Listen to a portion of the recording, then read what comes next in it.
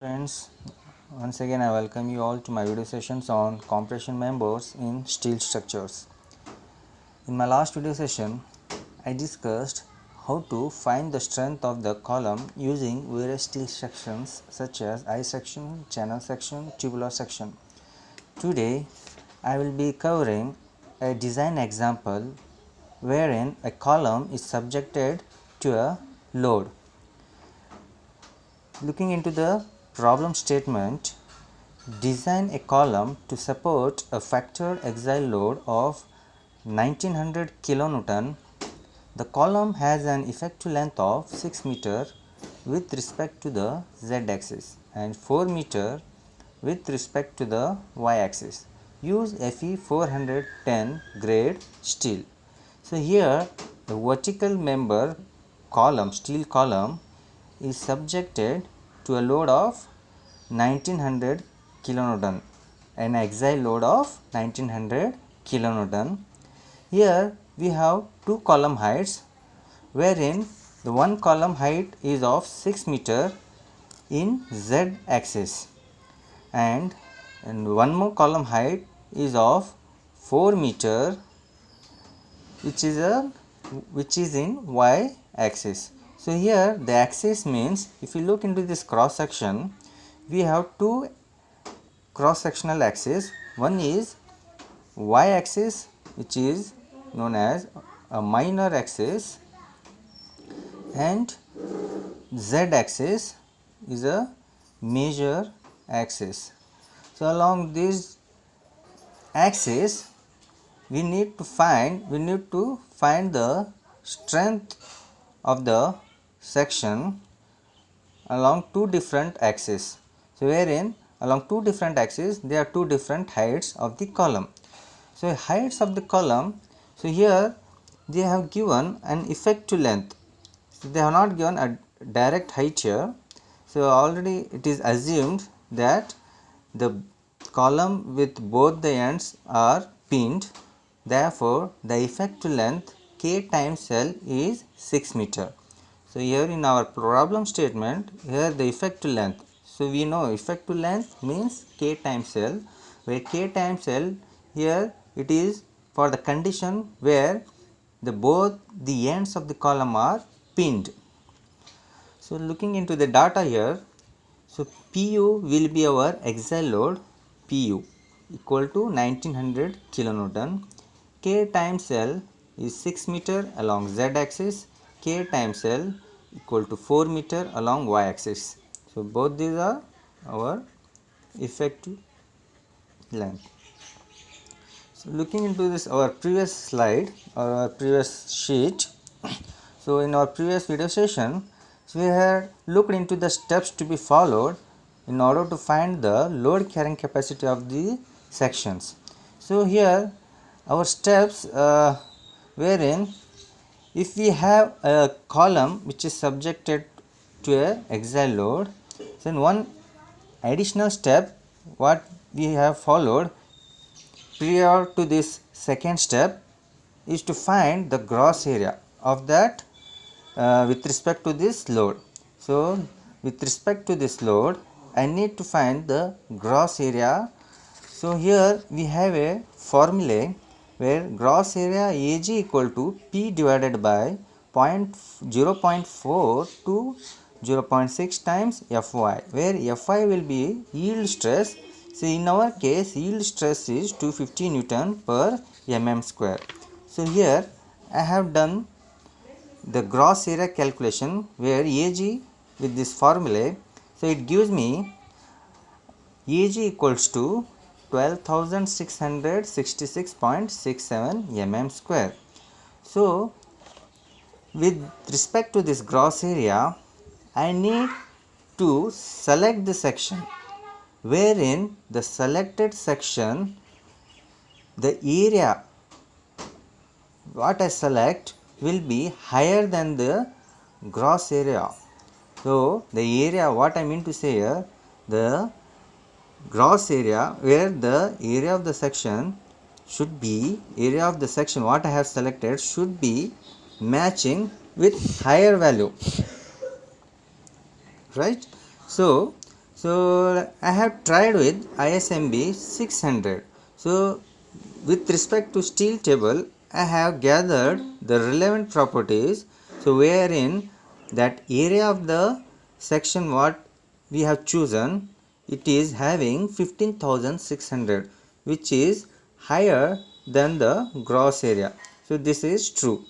Next relevant property is radius of gyration required here, radius of gyration in z axis and in y axis, and height of the section, where height of the section means if you look into this cross section, h will be the depth of the section. So h, small h gives me a depth, where depth of the section, breadth of the flange and thickness of the flange, thickness of the, so these are our relevant properties required for our calculation.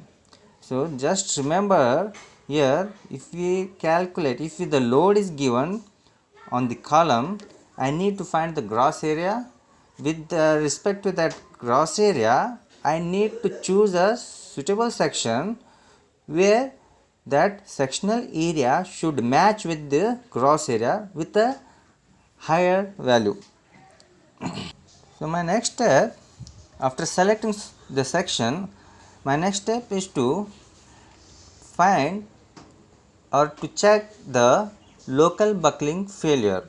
For local buckling failure, so if you look into the previous session slide, where our step was to find the local buckling, which was referring from IS 800 2007 clause number 3.7.2, I gather the information whether the section what we have selected or the section what we have, it is a plastic or a compact or semi compact or a slender section. So accordingly we will look into this IS code table number 2 to find out the local buckling sections. So here the calculation, so here check for local buckling, what I have done for this I section, for the two limits. One is for outstanding element of compression flange. If you look into the table number 2 of a code, so here table number 2, so limiting width to thickness ratio for compression element. So as I have chosen an I section, where for that I section I have two elements, one we have a flange element and one we have web element. So for that I will be looking into the class of sections. We have three types of class sections. One is class 1, which is plastic section, class 2 is a compact section, and class 3 is a semi compact section. So looking into this ratio values, where for rolled section I have chosen a rolled section, it is B, that ratio corresponding to this rolled section is B over TF. For plastic section it should be 9.4 epsilon, it should be lesser than 9.4. These values, if lesser than 9.4 epsilon, it is a plastic section. If it is lesser than 10.5 epsilon and greater than 9.4, it is a compact section. If it lies between this 9.4 and 10.5, it becomes compact section, or else if it lies between 10.5 to 15.7, it becomes a semi compact section. Or else if it is greater than 15.7 epsilon, if it is greater, then I consider that section to be a, or that element to be a slender, okay. Next we have one more limit, web element, where for a web, so here if you look into here, generally for web, for axial compression, for this axial compression, so I will just scroll down, axial compression for D over TW, here if the value is less than or equal to 42 epsilon, then it comes under a semi compact section. See here I have done a calculation for that referring table number 2. So I have got the value of 5.04, which is less than or equal to 9.4 epsilon. Here that compression element is a plastic section here. Now for that web element, for axial compression, that ratio d over tw, I get the value as 46.53, which is greater than 42 epsilon. If it is less than 42 epsilon, then it will be a semi compact section or a class 3. Now I am getting a value which is higher than this 42 epsilon, then the section web element is a slender. Considering this both, I will be considering that whole section is a slender section. Here it is plastic, here it is slender, so I will be considering that section to be a slender. If it was a semi compact, then I will be considering it that section. If here plastic, here if it is semi compact, then the section would be a semi compact. Clear? Now my next step is to find, see if you look into our previous slide, that buckling curve classification. So referring IS 800, so I will need to choose a class here, buckling curve class, such as A, B, C or D. So for that I will be referring IS 800. So from clause number 7.1.2.2 from table number 10. So just if you look into a code here, so from table number 10, so here I can find the buckling class of cross sections. So my section what I have taken for this design is rolled I section. For this I section I will check with these limits, where the limits what they have given. So just here it is H over BF, where if this ratio or if it is greater than 1.2, then if thickness of flange, if it is less than or equal to 40 mm, if this limit is greater than 1.2 and this thickness of flange if less than or equal to 40 mm, then buckling about axis will be ZZ, then buckling class is A, and this YY it will be class B. So likewise, so here, so buckling class curve classification, so have rolled section, rolled I section for this limit H over BF 2.85 greater than 1.2, the buckling class A in Z axis, and thickness of flange is 20.8, which is lesser or equal to 40 mm. The buckling class is B in Y axis. So Z axis the buckling class is A, and for class, and in Y axis the buckling class is B. So we have two axes. One we have Z axis, wherein the column height is 6 meter, effective length is 6 meter, and one we have column in Y axis where the column height is 4 meters. For with respect to this column height, that class of that will be B, and for this column the buckling class will be A. So just remember that one. Next step is to find imperfection factor. So our step here, if you look into the slide, so here comparing with maximum effective length slenderness ratio. So referring clause number 3.8 and table number 3, I will be comparing that effective length slenderness ratio, that is KL over R is our slenderness ratio, KL or effective length over R, where R is our radius of gyration, is a slenderness ratio, where this slenderness ratio should be less than 180 for our axial compression member. So in this step, so I have, so here effective slenderness ratio maximum value. So we have two axes, one for 6 meter height Z axis slenderness ratio is 24.75, which is less than 180. So it is safe. And for 4 meter height along Y axis slenderness ratio, so here radius of gyration, here length will be 4000 or 4 meter or 4000 mm, radius of gyration. So according to our steel table or for sectional properties, from sectional properties we have two radius of gyrations along Z axis and along Y axis. With respect to Z axis, you will input that radius of gyration suitable value here, and radius of gyration along Y axis which was 41.2. So after simplifying, you will get 97.08, which is again less than 180. If it is greater than 180, it is not suitable. So you have to redesign. You have to shuffle some values accordingly. You can decrease the length here. So however, here along both the axes, the check what we have done, it is safe. Okay. So next, moving on to our next step here. If you see in the slide, this computing here, the last step will be a finding out the strength of that section or a compression member. So a section what we have selected, I need to find the load carrying capacity. So here my first step here will be to find the critical stress, that is FCD, according to clause number 7.1.2.1. okay. So we will look into this now. So here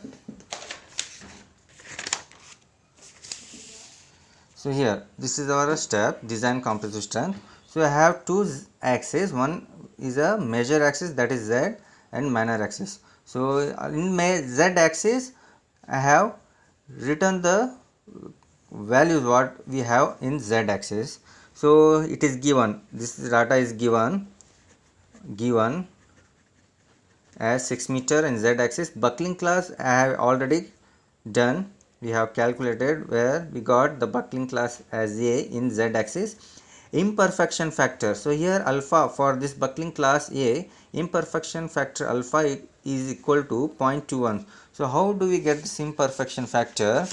If you look into our previous this table number 7, so imperfection factor for buckling class A from table number 7, so that values will be brought from table number 7. So imperfection factor for class A, it is 0.21 about Z axis, and for buckling class B, alpha equal to 0.34 about Y axis. So that here alpha equal to 0.21 for buckling class A in Z axis. Effective slenderness ratio, as we have already calculated, 24.75, which is less than 180. okay. Next we use that formula based on IS 800 clause number so and so. So here FCD, it is available in code. So from this values, from this FCD, the other terms what I have here, where Fy equals to 250 Newton per mm square, gamma m0 is a partial safety factor 1.10, here Fy it is assumed 250 Newton per mm square, where xi equals to 0.5 1 plus alpha lambda minus 0.2 plus lambda square, where lambda z is a non-dimensional slenderness ratio. This is a Fy into slenderness ratio KL by R the whole square pi square into E. Okay. So all these formulas are available in code. So here non-dimensional slenderness ratio is 0.27 after calculation. After inputting all these values, Fy is 250, KL by R 24.75 the whole square pi square into E is a Young's modulus, where Young's modulus of steel is 2, where E equals to 2 into 10 raised to 5. So after all the values substituted here, you will get lambda z equals to 0.27, and after getting this value, then enter here, just input that lambda z value here in this psi value, then z equals to 0.54. After getting all these two values, then you can find this FCD. So FCD, I got Fy here, and we have lambda values here. So I will find FCD equals to 223.28. So design compressive strength. So design compressive strength is PD here. So PD equals to area of the section into FCD, where FCD we have already calculated here. So after substituting, you will get the design compressive strength of 3488. okay. So which is greater than, so here which is greater than 1900, so it is greater than 1900. So along 6 meter height of that column in Z axis, it is safe to take this 1900 kilonewton.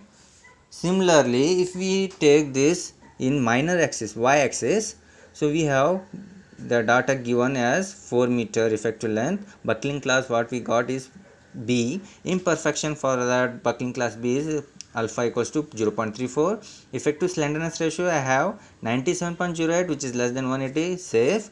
So FCD similar to that previous step. So we find all the values required here. So we'll get FCD as 122.66 Newton per mm square. So design compressive strength PD equal to A into FCD, where I get design compressive strength of 1916.2 kilonewton, which is again more than what 1900. It is more than 1900. So PD is greater than PU. So again here the section or that column along this 4 meter height along y axis is safe to take this much load. Okay, more than 1900. Along z axis it is safe to take this load with a value of 3488. So here we end up with a design of a column where it is subjected to a load of 1900. So when it is subjected to a load of some load, we have to select a suitable section to take those loads, available sections to take those loads, to carry those loads. So we have, this is the steps what we have followed while designing. Okay, thank you.